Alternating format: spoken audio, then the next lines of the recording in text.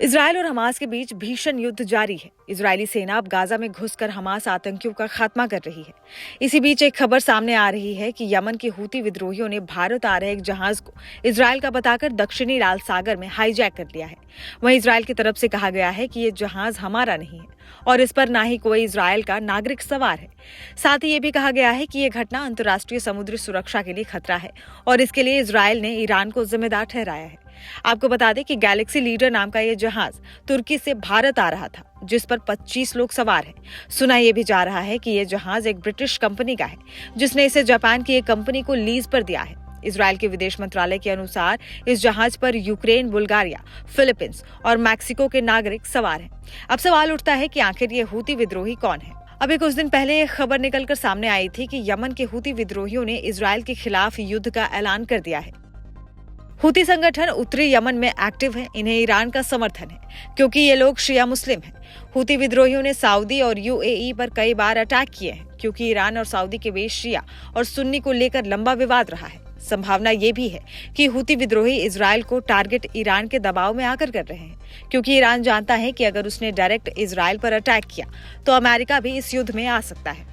अब सवाल उठता है कि क्या हूती विद्रोहियों के एक्शन से इजरायल पर कोई असर पड़ेगा।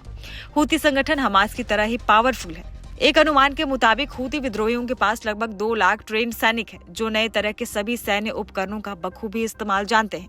इन विद्रोहियों के पास बैलिस्टिक मिसाइल्स तक मौजूद है। 2022 में सऊदी और यूएई पर इन विद्रोहियों ने बैलिस्टिक मिसाइल से अटैक भी किया था। हालांकि यूएई ने अमेरिका के थर्ड एयर डिफेंस सिस्टम से इस मिसाइल को हवा में ही ध्वस्त कर दिया था। मीडिया रिपोर्ट्स के मुताबिक हूती विद्रोहियों को ट्रेनिंग और हथियार ईरान मुहैया कराता है। इसे इजरायल के सामने समस्या जरूर आ सकती है, क्योंकि हूती विद्रोहियों से लड़ने के साथ साथ हो सकता है कि इजरायल को इनडायरेक्टली ईरान से दो हाथ करना पड़े।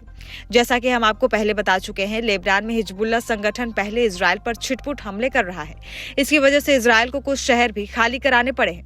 ऐसे में हमास, हूती विद्रोही और हिजबुल्लाह से एक साथ युद्ध लड़ना इजरायल के लिए भी मुश्किल होगा, क्योंकि उत्तर से इजरायल पर हिजबुल्लाह हमला कर रहा है, पश्चिम में हमास, जिसे इजरायल का संघर्ष जारी है और हर बीतते पल के साथ ये और तेज होता जा रहा है और अब हूती विद्रोही भी सिर उठाने लगे हैं।